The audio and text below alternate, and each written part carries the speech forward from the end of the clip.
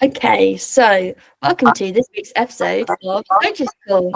So we're going to be talking about variations this week. We've all gone and watched a video or two about variations in powerlifting. So variations are like movement protocols which are different to the comp specific lift. Can be used in like different ways that we change how the movement is performed. In one of the videos, it discusses about changing rep ranges, which is something that I want to discuss because it's not something I'd seen or would use before. But it's things like your pause squat, tempo squat, spoto bench, all of that. So we're going to be discussing why we use them, when we'd use them, and just some experiences that we've had with programming variations with our lifters. So we're going to start with why do we use them, and I've got 4 points taken from Powerlifting Now video. So increased training variability, which I've taken that as where it may be like shortening the ROM on some of the movements, so you can increase training frequency with that. I may have perceived that in the wrong way because of the language, but that's how I've taken it as. We've also got during injury management, increasing skill aspects. So if there's any technical elements we want to address with the lifters, like comp lift, and then reasons that could just be that it just works for that lifter, specific variations that just work for certain lifters as we get to know them. So yeah, we'll obviously start with I think the most common one, the one that I would program most for, is increasing the skill aspect, so like technical elements with our lifters. Does anyone have anything that they wanted to go into on that? So you're saying, like, from your perspective, your favorite thing with using a exercise variation is to do with like enhancing skill. Yeah. So that's your main reason for using them. I think I agree with that one, but also my main one, especially with a newer lifter or a lifter that I've not worked with before, I usually implement something as a corrective measure if I've got whether I've got video footage of them or not.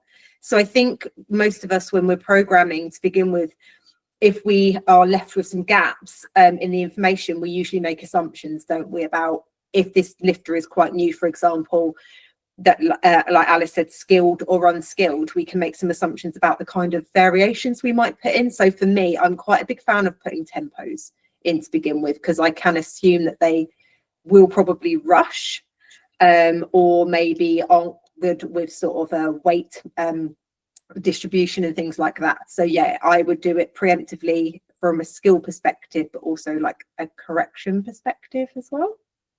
I think where you mentioned about a newer lifter, you can also use the likes of let's say a tempo squat or a pause squat as a measure to limit the day. So if they're a culprit for pushing constantly past the RPE, you could put in the tempo or the pause to limit their output on that day, so the primary day gets the most work, but also you're forcing them to squat a lighter weight, so you restrict them in that sense. Yeah. I also like to use... Oh, come here, go. Sorry. You go. Okay. I also like doing tempo and pause squats for athletes that struggle to like find depth. I think that helps them, one, find the awareness, and then just finding where it is. Yeah, that was what I was going to say. I think pause squats especially really help to reinforce like the depth in a squat. But tempo bench especially helps to increase like the level of control and helping them not to rush A, the descent, and B, the pause.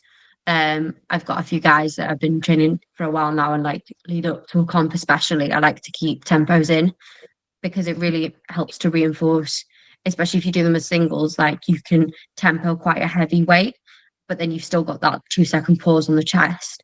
So kind of elongates the comp pause that you might get if you've got a mean ref that holds you for a while. So I like to keep those in, especially like for newer lifters, but also run it up into a comp because it's something that kind of reinforces that comp standard. And then something which I can never came across until DBD is the Cohen deadlift.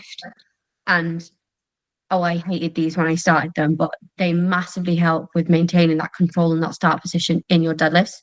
So you can do one rep, but also your second and your thirds also look the same as your first because you've got that level of control. That's something I never like did until DBD and until Callum. So that's something like I'm a huge advocate for, is like a really good deadlift variation. And actually, I don't think I've had a single program yet where I haven't had a Cohen deadlift. So although I still don't particularly love them, especially when there's like 5 or 6 reps, but it definitely really helps to kind of reinforce that strong start position and making sure you hold it all the way through the movement. Yeah, I think what some lifters might struggle with the Cohen deadlift is I've definitely had athletes miscount on the Cohen because obviously if they're not used to breathing or bracing at the top, and they're always like starting their deadlift from the bottom, it can definitely throw them off a bit. But I now start my breath work for my deadlift at the top before my first rep anyway. And I definitely think that's probably because I have also had Cohen's for quite a while with Callum, and yeah, he's definitely a big fan of Cohen deadlifts. But yeah, like what Cheryl said, I really like how variations are used obviously with that skill aspect to address anything that you want to technically with their lifts. And I think it is a really, really good, almost not a passive way, but a way to trick your lifters to applying cues if they're not getting like the actual feedback that you're giving them, or you could even be giving them feedback and then addressing something else through your variation, or just reinforcing it through the variation, like especially if we're obviously explaining it to them, which we should be, why we're giving them that variation, then they sort of know where that's coming from, and what the technical issue is that we're trying to fix. So yeah, that is probably my favorite reason to be using variations. Did anyone want to add anything to that one? I just wanted to say off the back of what you just said about basically using them as a movement constraint, when you're sort of like saying to a lifter like a verbal cue and they're not quite getting it, you can implement something like and let's just say a pause squat, for example, if you're trying to describe to them how to consistently hit depth or things like that. And it's the same as like equipment and things like that. It physically reinforces something so that we get a kind of feedback loop, so the body is just like, that's the way, that's the correct positioning, that's how that should feel at that point, and things like that. So yeah, also a big fan of, you know, if someone's not quite getting a verbal cue, saying we could try like a variation instead. Yeah, I think aspect as well, we can use or ask the question, how much variation is too much variation? But I think this is something we can talk about later in the call. I've also, so talking of like struggling to hit depth as well, I've used pause squats for lifters that squat too deep, because it's really, really hard and uncomfortable. Have you done this, Lucy? For them to stay in that position, it's too hot, like they're making too much work for themselves, so they automatically squat a little bit higher because it's hard. It's otherwise they literally just go arse to grass. They get like butt wink, they lose all the tension at the bottom of the squat. So I'm like, actually we put a pause squat in because you keep squatting too low. So another reason why we use variations actually comes from, I think, what Adam said just now about helping to control lifters with their weight selection, like increasing training variability. Like you're able to probably get some extra volume in there if you're like reducing ROM or reducing the load. So you've got a bit more control there with what the lifter's actually loading. So has anyone... well, I know Adam, you have, but anything else that people have added in to increase their training? What's going on this one? Kim, you got any examples?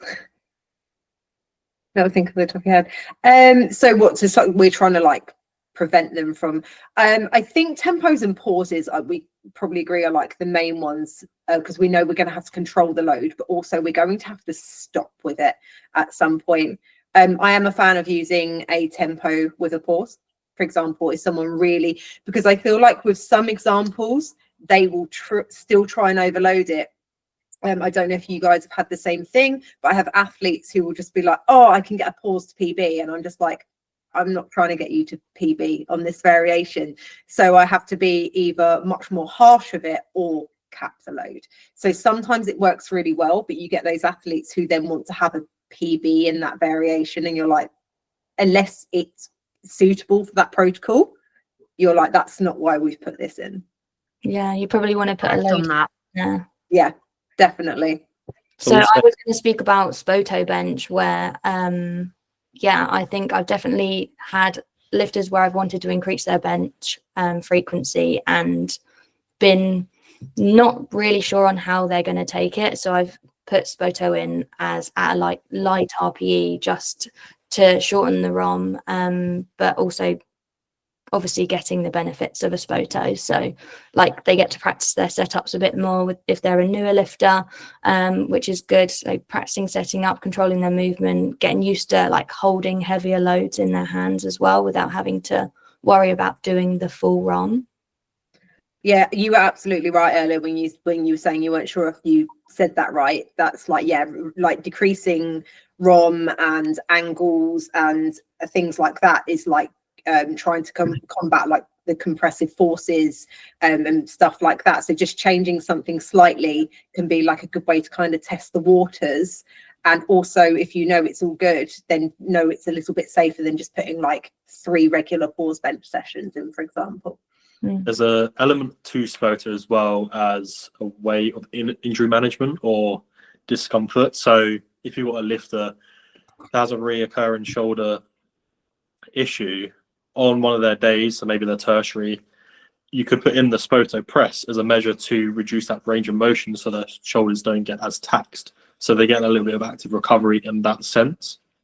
And there was another aspect that I wanted to talk about with the Spoto, but I can't remember what it was. So I'll have to come back to you on that one. That is okay. But that leads us in nicely to the next reason, which is why we use variations, which is injury management. And Lucy, I'd be keen to hear what you have done with your lifter that you were mentioning earlier. Yeah, so I've got a guy he's basically torn one of the middle muscle in his quad, essentially. I can't go too scientifically into it because I just know what the physio's told him, basically. But in order to kind of help fix the issue that he's had on this leg, we essentially reduced the squats down quite significantly, but it wasn't a case that we wanted to get rid of them completely because it wasn't like a full tear. It was a minor kind of issue.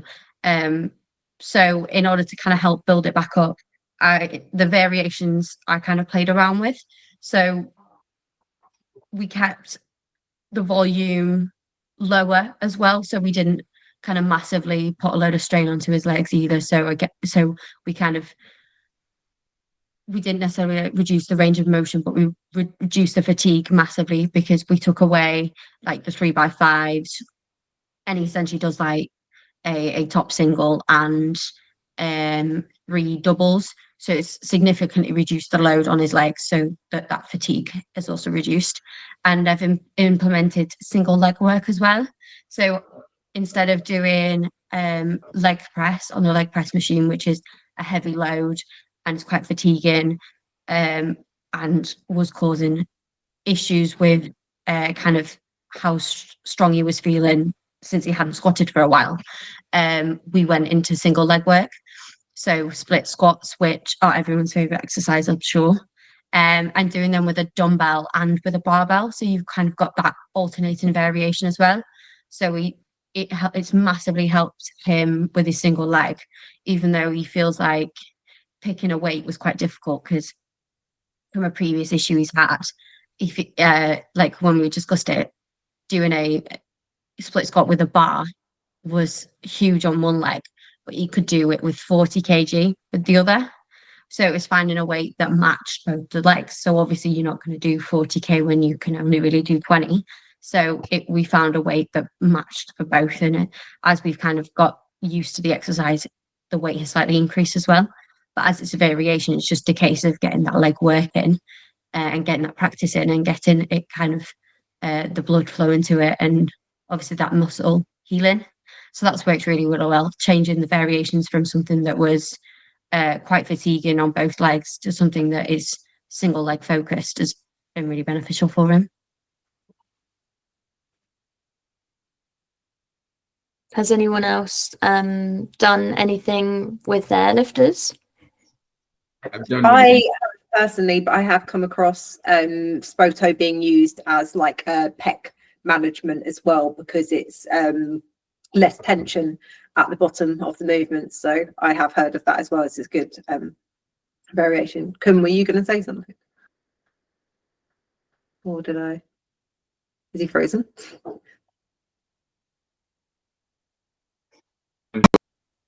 No, you're like. So I did do one for myself going into my last prep. I was feeling some like sharp glute pain at the lockout with squats. And coming off the meet prep and the meet itself, I was still feeling it as I was squatting. So I tried a tempo concentric, just a 3 count on the way up, and that has worked. Like the pain's gone now. I am still trying to figure out like the science behind it, how it works and why it worked. So if anyone has any ideas, I would love to hear it. But I've done like a concentric for hip. Something else I've done when I do low bar squats, no matter how much kind of mobility and stretching, even though I do it every day, especially going up to meet prep, like you were saying, when you're lifting like the heavier weights and stuff, it obviously you do get more fatigued. But I was getting shoulder pain when I was doing my low bar squats. Having done the meet and coming back into it, I've used the variation of a slightly lower low bar. So I've slightly raised the bar higher up on my shoulders to restrict that shoulder pain, which has improved. So you can also use variations like low bar, high bar, in order to kind of pain management. And it's weird because it's not like, doesn't hurt in bench, doesn't hurt deadlift, doesn't hurt like anywhere else or like my legs. It's just my shoulders. So again, it's just doing that extra mobility, extra stretching and stuff. And hopefully I can work it back down a little bit lower. But yeah, raising the low bar slightly higher has definitely been a huge benefit to that shoulder pain that I've experienced. Yeah. I was going to say, so low bar is very common for athletes, especially the athletes that are pushing it really low. And I covered this in one of my reels recently. There are variations, as you said, you can lean towards more of a high bar squat. And obviously we don't want to sort of sway away from the reason of why is it hurting. We want to kind of fix the original cause, but we can also be proactive with it. So like you said, high bar, but you also have things like safety squat bar and Hatfield, where your hands are out or around from you. So for example, if you do have an athlete with mobility restrictions or athletes that do get tender shoulders from low bar squatting, you can sort of implement that in the short term whilst you're building up that mobility for the long term. And then maybe down the line, you can then sort of introduce maybe that Hatfield or the SSB / high bar, move it to a mid bar, maybe progress it into a lower bar. So you're getting 2 days of low bar. So there's lots of things you can do to be proactive about it. Yeah, I really like the idea of it being not just like in an injury management, like also pain management that could be preventing injury. And yeah, just making sure that the lifters are going to be able to, as you said, Adam, in the long run, able to perform the like traditional SBD movements the best they can, because yeah, this sport is the long game, isn't it? So absolutely making sure that you're preparing your lifters to be able to do it the best they can, even if they've got to wait a few months or a few years to get to where they need to be. So the last reason of the 4 that I've noted down is that it literally just works for that lifter. But the argument there is that obviously that all variations have a purpose and it might just work, but there is probably reasons for it just working. But has anyone ever started with a lifter and not received any videos and literally just thrown in some variations? Like, I know we have touched on it, but what is everyone's go-tos for each lift? I did want to kind of cover it just works. I think with any new lifter, you can sort of throw anything at them, and they're going to see a degree of progression. So when we're talking throw anything at them, I think as the lifter develops throughout their career in the powerlifting scene, I think that's when more specificity should be carried out towards the athlete, and you're going to sort of see what the athlete really needs and responds well to. So I think there's a kind of argument for that section. Yeah, no, I agree. There are definitely lifters that will literally just respond well to variations. But yeah, I do believe that they obviously all have their purpose. And yeah, you probably give almost anyone a pause deadlift and it's going to work for them to some extent. But yeah, I just was curious to see what people's favorite lifts, favorite variations were for each one. If they literally didn't see any videos, brand new lifter, writing a program, what variations are you throwing in? I would probably lean to tempo as a general means of application for a newer lifter. It wouldn't be high reps, it'll be kept in the low reps so we can actually target the intention of that exercise. If you increase the reps to say past 3 and you're doing a 3-2-0 bench, to maintain that with a degree of quality past that, you're going to kind of get diminishing returns of that. So we want to keep the intention there as well. Yeah, I agree. I think tempos are quite a safe bet. So, you know, I don't think there's any negatives really to enforcing a degree of control until we know what we're working with. For example, when it comes to deadlifts, sometimes I'm hesitant to put a pause in because I'm like, is this going to do more harm than good if this person doesn't know how to properly create tension off of the ground? If it's really, do you know what I mean? Like if it's really, really light, we're probably going to be okay. But if we try and push any degree of intensity, are they just going to hurt themselves? So sometimes I do just go in with deadlift. And then I'm like, I just really, really like, show me what you're doing, first of all. And then sometimes I get that confirmation. I'll watch it back and I'll be like, I'm really glad I didn't get them to pause that because that would have just done their back in. But yeah, I think tempos and pauses, I'm just going to be generic as my go-to. I might do a really quite harsh pause on bench, just under the assumption that they're probably just going to go 1 and then press it again. So I might do a 2 or a 3 to start. I think to expand on your deadlift, if anything, I'd probably lean towards a koan. You're not really changing too much of the exercise, but if anything, you're just controlling that eccentric so that you have a better start position for subsequent reps, which is then going to translate into their primary day of just regular deadlifts.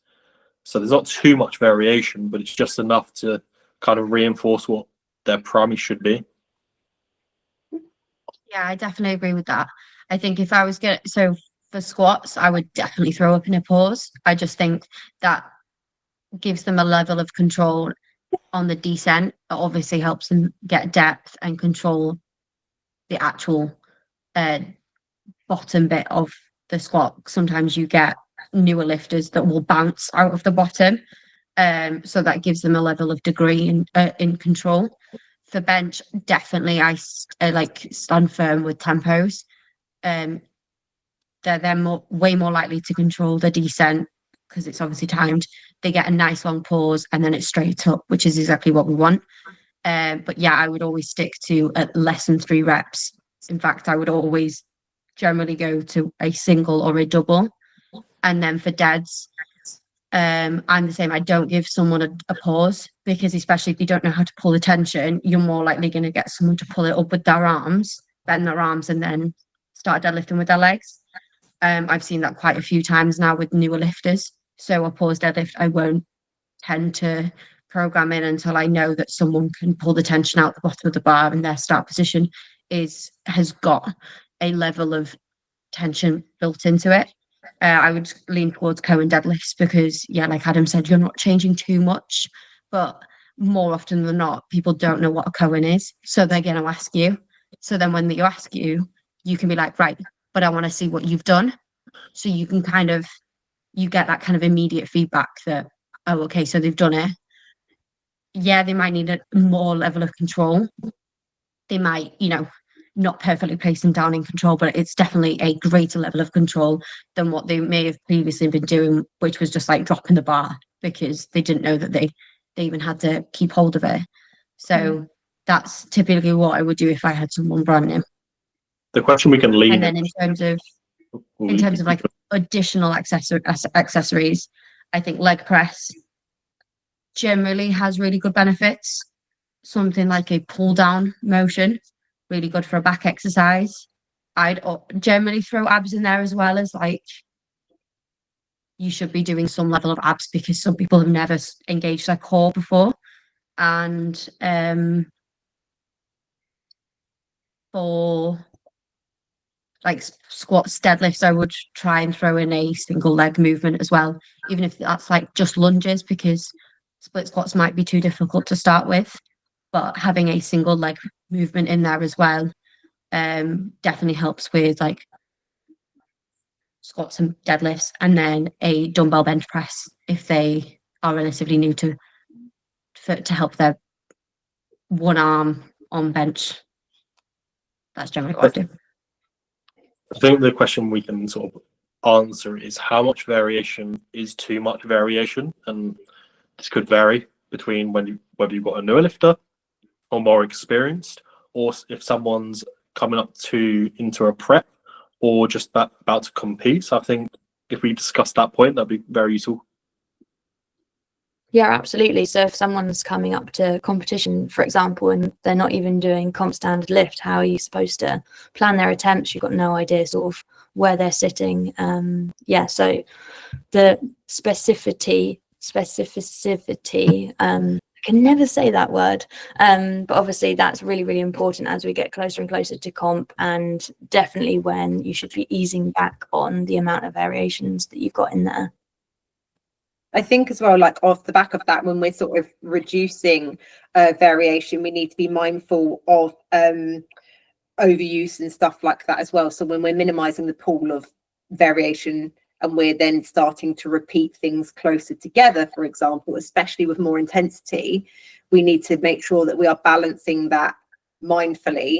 So going up to a competition is really, really good. We know we're going to have like that over a prep, and we're going to sort of taper that over time and bring it down. Whereas like if we've got someone who's quite new, yet we don't want to give them too much, but also we want to be mindful that we're using variations enough that we aren't creating too much fatigue and stuff like that as well. So where's the kind of line in like not giving them loads and loads of things to the point where they get confused, but also not exhausting them or injuring them. I think a general point around competition is the further out away from the competition, the more useful variation could be. The closer you get to a competition, the more specific you want to be to that competition. But again, you might run some variation to support their lifts. Maybe it's a lifter that just gets into the habit of rushing their pauses. So they miss their pause command. So you might have a 3-count variation in there only just to support that and force that pressure upon them for competition. Off the back of that, what I'm doing at the moment in prep is keeping in the 2-count pause, reduced it to a single, and then it goes into a 1-count pause. So it ensures practice for that press command. Actually, we've been running a 2-count for ages because it's been going so well. And as we enter prep, I'm going to keep it in, and I'm going to take it in out about 3 or 4 weeks out as we get that heavy single, because I don't want the fatigue of the 2-count single first. And by that point, we should be really, really confident with the pause. So I've put it in for that reason. So we know that we're confident with the pause. We're not going to jump the press commands. But once you've 2-count pause something, you're just like, oh, I can easily 1-count pause X. So it's building confidence with the pause, with the weight, and also priming for those heavier singles as well. And touch wood, so far, that's worked really well. There's an aspect I wanted to discuss, and I don't know if any of you watched the David Wilson video. I've not done this myself. However, he suggests that running a variation on your first rep will then have carryover in your subsequent reps.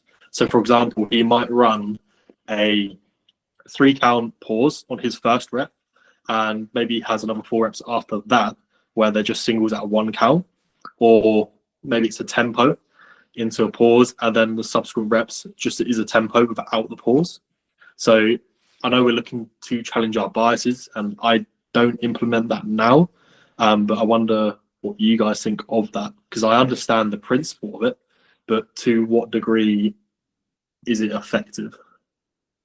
Yeah, so mixing variations you mentioned in the group chat, and I made note that I do mix variations, but not in the same set. Like, I've never heard of that before. I've done like pause top set and then normal working sets after, but within the same set, I've never seen or done before. Also, how do you gauge weight for RPE with that, knowing that that first rep's going to be significantly more taxing and skillful than the rest of the set? I kind of want to to obviously judging the RPE, but in terms of sort of specificity leading up to a competition, like maybe running that 3 count as a first rep and following up with singles might have a benefit. But then again, we run into the issue of complexity. Do we really need to overcomplicate it? Yeah, I wonder if it's worth running a little further out and then being like, okay, it had a good return in terms of skill, and then running it in the beginning of prep and then gradually just sort of phasing that back we out. could essentially just take the 3 count, put the single in one set, rate the RPE, and then just do your working sets after that. But then I just understand the principle of the carry over. So maybe it's a tempo sense of a lifter rushes that eccentric in the squat. So that first rep is tempo, which forces the correction straight there and then into subsequent reps. So that's the only kind of thing that I could see a benefit in. But then I think there's other logical aspects or ways you can do that. I think it would immediately give you the feedback that you needed, rather than doing it as a top single, resting, and then going into your working sets and then maybe losing that kind of mind muscle connection. Whereas if you do it for the first rep, your mind is like, that's how the rep should feel. And then you should, you've got an immediate carryover. I kind of like it. I don't know. But I don't see a reason why it wouldn't work. But then it's just how effective is it, or how effective would it be over then just running the top set as the variation and the leading sets as just regular working sets. Let's say it's a 1 count pause. I think because sometimes people see the top set as something entirely different. They don't relate to the fact that it's supposed to carry over. Unless you specifically explain this, they will not get that. So sometimes if you are forcing them to do 1 rep immediately into the next reps, they get that it's a shorter feedback time. So therefore it's like, okay, I know that I need to slow down here. I need to brace longer here, blah, blah, blah. Kim, do you have any thoughts? Have you tried that? A quick add to that while it's in my mind. I have not tried it, but I think it's just more of a short feedback loop where you've done that 1 rep and then the following reps, you kind of just carry it over. Actually having a friend that's coached by David Wilson, so maybe I can pick his brain. But yeah, I'm gonna have to. But that's the only thing I can think of, because I don't think it does anything else besides that. If that makes sense. Can you ask him for us? Because that would be really interesting. Yeah, I can ask him. I don't know if he's ever been programmed it, but I mean, he's been coached by him for a few years now, so he's got to know something. That'd be cool. Thank you. I think if there's an aspect of running, say, a triple tempo, a 3 count negative on the squat, then he might be looking from the point of view to split up that top set triple, as in 3 sets of that tempo. So you do the first rep as the 3 count negative, but then after that you still get the volume. So I don't know. Lucy, what are your thoughts? Sorry, I know you wanted to speak earlier. Sorry, I was just going to say, so this is something that I've basically programmed into my guys that are so used to being really quick on the descent of a bench. So they will have a tempo, and then it will be a pause single, and then it will be pause working sets. So they've got that heavy top set tempo straight into pauses, so that carries over. And then something I do with the deadlifts as well, for one of my guys is really positively impacted by pause deadlifts. So I will run their pauses, and I run this straight into comp as well. So their pauses will be on their primary deadlift day. It'll be a top set of 2 for a pause deadlift straight into a heavy single. And that basically pause deadlift is used as like a warm up into their top single, because But you to have them impact. in different sets. Huh? So you have them in different sets. Yeah, so it's like a warm up into it. So are you? Sorry, We're- did I get that wrong? So So they do what, a tempo straight into a pause? Yeah, so if we take your example of your athlete doing a pause into a single, what we're essentially saying is they're doing let's say a 2 count pause deadlift, and then immediately in the same set they'll go into their just regular deadlifts. I don't get it. So basically, they've got a set of 5. They tempo the first rep, and then they pause the next 4. They don't stop. It's not like, Yeah, you no, know. I did not understand that. What? Yeah, Yeah, literally that's literally that. 1 rep is a variation, and the rest are either normal or another variation, like a pause. I get it. I think that would work. I'm gonna try that. what in your programming. I was going to say, Callum, No, probably won't allow I that. can't mess with Alice, what were you going to that. say? Would kill me. I don't even know how you'd write that in the program. Like, what do you put in the movement box? Because that would be what stresses me out. First, It would make sense though, because you would tempo the first and then just pause the second. like the principle is there to support what he's going for, but it's just none of us have done that, so we don't know to How what did you think extent. of that? Who's lying on a bench like, yeah, I'm going to tempo this and then I'm going to pause it? It probably comes from the same Yeah. principle that you were just talking about, where you do it as a separate set, and they were probably like, why can't I do this as the same set? I Probably more understand it now. time That makes sense. Sorry, Kim. It was probably more time efficient. 1.72. I like that. Alice, What are your thoughts to that, Alice? Yeah, so I've done it with separate sets, but I've never done it in the same set. But I probably would. I don't think I'd confidently put it in someone's primary day to begin with, though. I would just like very gently ease it in. Someone who's already on like tempo squats, potentially just be like, now I want you to only tempo your first one and just see how that goes. But I think that would take a long time to sort of see the carryover. And as you said, Adam, I don't think it's worth sometimes overcomplicating a program unless you know it's like absolutely going to work. But this was something I was going to ask Callum if he was available on the call, but he's just sunning it up in Spain, fortunately. But he's like programmed me before, and I know some other lifters like Harriet, conventional and sumo in the same day, and he's literally been like, I don't know why it works, but it just does. And I'd be interested to know if he has finally figured out whether he knows that it works. I'm doing that currently with one of my lifters, conventional and sumo. But I did a different tangent to that. So for my athletes that are struggling with the hinge and midfoot pressure, I've included RDLs. So they warm up in the RDL movement and then transition into the conventional deadlift. So it's straight away. So it's not what David Wilson principle is, but it's kind of building that acknowledgement of how to hinge and then immediately putting it to work. I run this on a secondary day, not a primary day, but I've had a lot of success with that. I don't know if any of you have ever done that before. At what point do they stop going from RDL and then go into actual deadlifts? Like, how do you convey that to them? How do you get them to understand that? So when do I take it out of the block?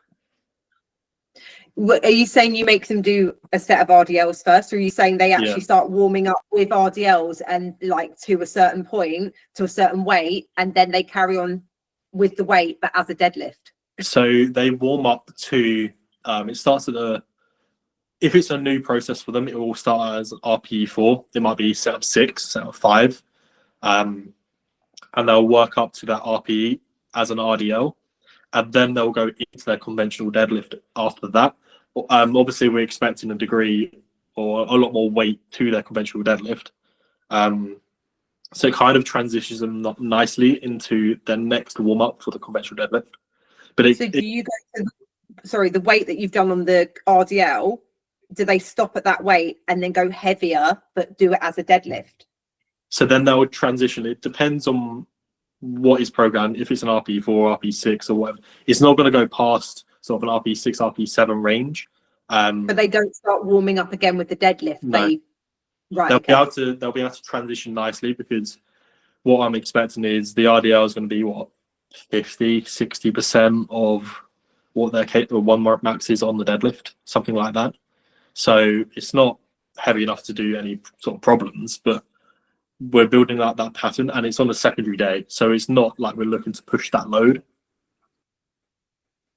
But it has they do their warm-ups, like they can do after they've done their RDL working sets, they can then warm up for their deadlift from the weight that they did their RDL.